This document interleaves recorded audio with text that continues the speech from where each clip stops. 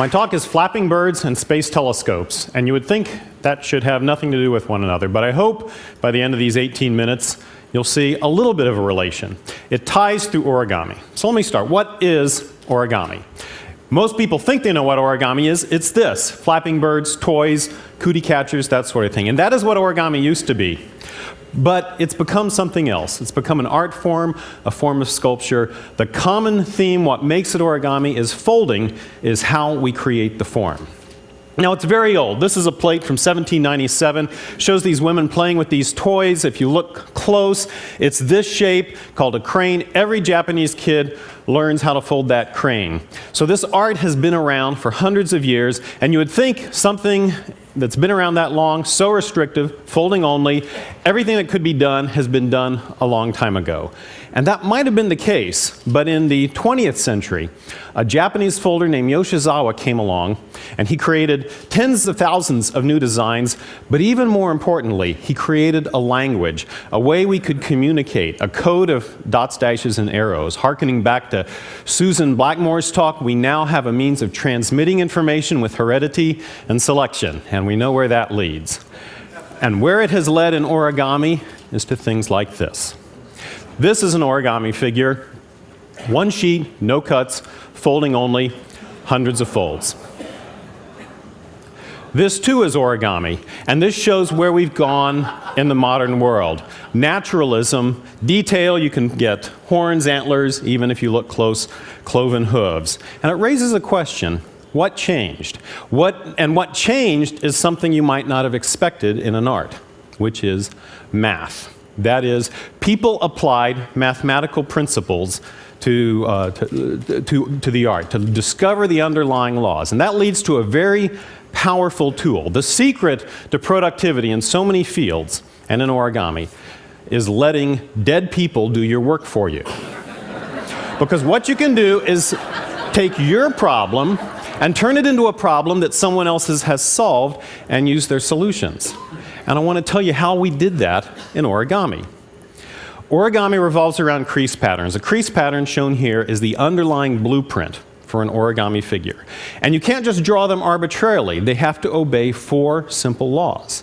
And they're very simple, easy to understand. The first law is 2 colorability. You can color any crease pattern with just 2 colors without ever having the same color meeting. The directions of the folds at any vertex, the number of mountain folds, the number of valley folds, always differs by 2. 2 more or 2 less, nothing else. If you look at the angles around a fold, you find that if you number the angles in a circle, all the even-numbered angles add up to a straight line. All the odd-numbered angles add up to a straight line. And if you look at how the layers stack, you'll find that no matter how you stack folds and sheets, a sheet can never penetrate a fold. So that's 4 simple laws. That's all you need in origami. All of origami comes from that. And you'd think, can 4 simple laws give rise to that kind of complexity? But indeed, the laws of quantum mechanics can be written down on a napkin, and yet they govern all of chemistry, all of life, all of history. If we obey these laws, we can do amazing things. So in origami, to obey these laws, we can take simple patterns like this repeating pattern of folds called textures, and by itself, it's nothing. But if we follow the laws of origami, we can put these patterns into another fold that itself might be something very, very simple, but when we put it together, we get something a little different.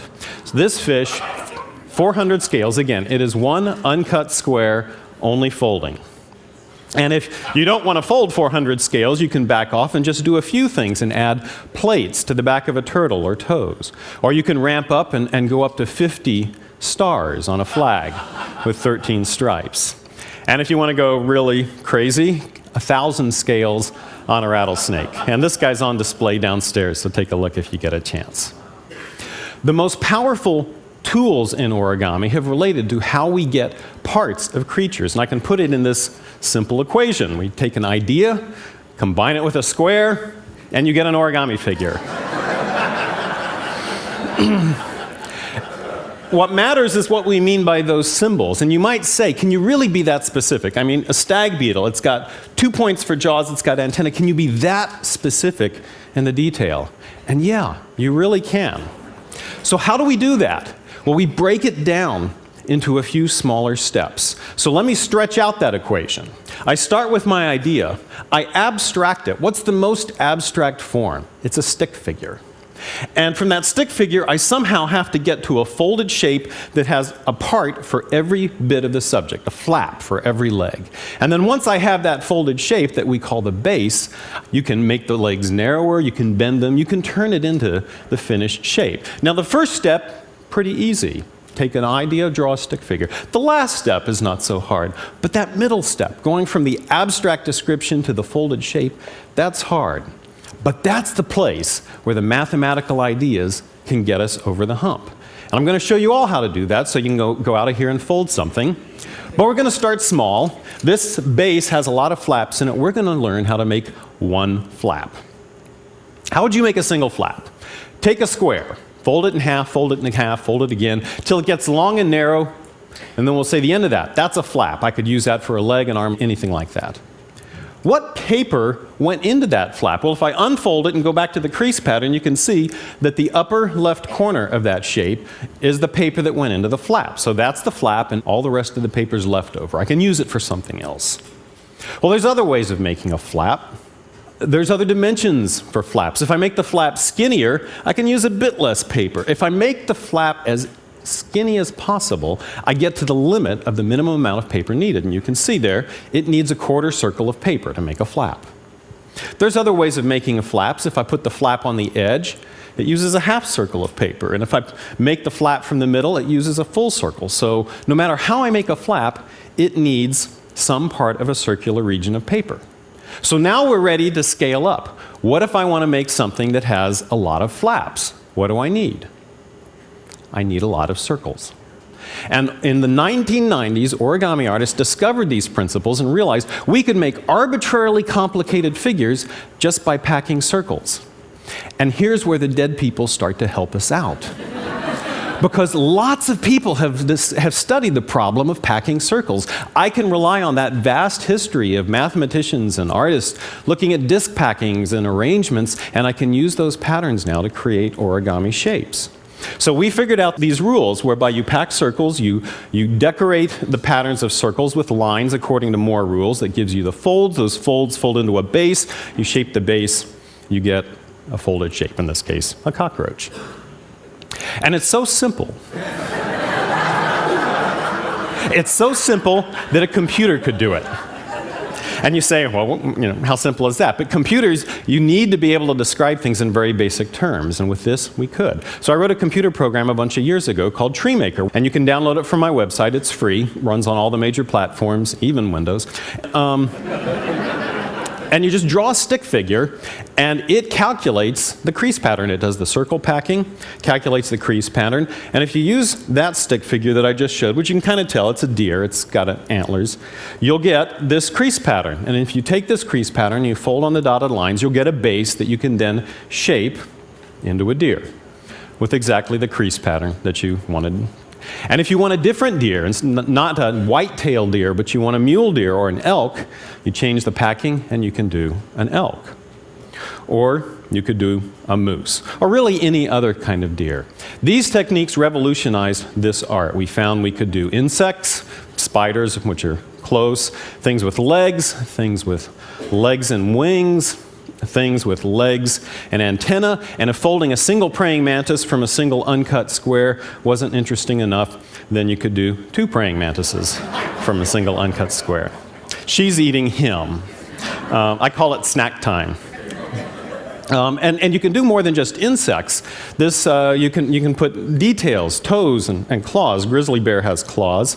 This tree frog has toes. Actually, lots of people in origami now put toes into their models. Toes have become an origami meme because everyone's doing it. You can make multiple subjects. So these are a couple of instrumentalists. The guitar player from a single square, the bass player from a single square. And if you say, well, but a guitar, a bass, that's not so hot, do a little more complicated instrument, well, then you could do an organ. And what this has allowed is the creation of origami on demand. I mean, so now people can say, well, I want exactly this and this and this, and you can go out and fold it. And sometimes you create high art, and sometimes you pay the bills by doing some commercial work. But I want to show you some examples. Everything you'll see here, except the car, is origami. その伝説はよく知られている。それは山を支配する。それは植物を支配する。それは風を支配する。それは都市を支配する。それはエンデバと呼ばれている。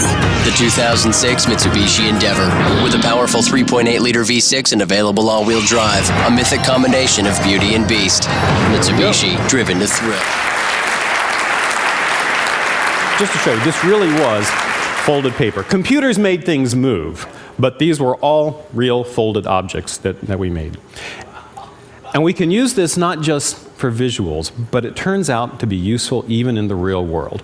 Surprisingly, origami and the structures that we've developed in origami turn out to have applications in medicine, in science, in space, in the body, consumer electronics, and more. And I want to show you some of these examples. One of the earliest was this pattern, this folded pattern, studied by Koryo Miura, a Japanese engineer. Studied a folding pattern, realized this could fold down into an extremely compact package that had a very simple opening and closing structure. And he used it to design this solar array. It's an artist rendition, but it flew in a Japanese telescope in 1995. Now, there is actually a little origami in the James Webb Space Telescope, but it's very simple. The telescope, going up in space, it unfolds in two places. It folds in thirds. It's a very simple pattern. You wouldn't even call that origami. They certainly didn't need to talk to origami artists. But if you want to go higher and go larger than this, then you might need some origami. Engineers at Lawrence Livermore National Lab had an idea for a telescope much larger. They called it the eyeglass. The design called for geosynchronous orbit, 25,000 miles up, a 100-meter diameter lens. So imagine a lens the size of a football field. There were two groups of people who were interested in this: planetary scientists who want to look up, and then other people who wanted to look down. But whether you look up or look down, how do you get it up in space? You got to get it up there in a rocket, and rockets are small. So you have to make it smaller. How do you make a large sheet of glass smaller? Well, about the only way is to fold it up somehow. So you have to do something like this. This was a small model, folded lens. You divide up the panels, you add flexures, but this pattern's not going to work to get something 100 meters down to a few meters. So the Livermore engineers, wanting to make use of the work of dead people or perhaps live origamists, said, let's see if someone else is doing this sort of thing. So they looked into the origami community, we got in touch with them, and I started working with them. And we developed a pattern together that scales to arbitrarily large size, but that allows any flat ring or disc to fold down into a very neat, compact cylinder. And they adopted that for their first generation, which was not 100 meters, was a 5 meter. But this is a 5-meter telescope, has about a quarter-mile focal length, and it works perfectly on its test range, and it indeed folds up into a neat little bundle. Now, there is other origami in space. Japan Aerospace Agency flew a solar sail, and you can see here that the sail expands out, and you can still see the fold lines. The problem that's being solved here is something that needs to be big and sheet-like at its destination, but needs to be small for the journey. And that works whether you're going into space or whether you're just going into a body. And this example is the latter. This is a heart stent developed by Zhang Yu at Oxford University. It holds open a blocked artery when it gets to its destination, but it needs to be much smaller for the trip there through your blood vessels. And this stent folds down using an origami pattern based on a model called the water bomb base. Airbag designers also have the problem of getting flat sheets into a small space, and they want to do their design by simulation. So they need to figure out how, in a computer, to flatten an airbag. And the algorithms that we developed to do insects turned out to be the solution for airbags to do their simulation. And so they can do a simulation like this. Those are the origami creases forming, and now you can see the airbag inflate and find out, does it work? And that leads to a really interesting idea. where did these things come from? Well, the hard stent came from that little blow-up box that you might have learned in elementary school. It's the same pattern called the water bomb base. The airbag flattening algorithm came from all the developments of circle packing and the mathematical theory that was really developed just to create insects, things with legs. The thing is that this often happens in math and the science. When you get math involved, problems that you solve for aesthetic value only, or to create something beautiful, turn around and turn out to have an application in the real world. And as weird and surprising as it may sound, origami may someday even save a life. Thanks.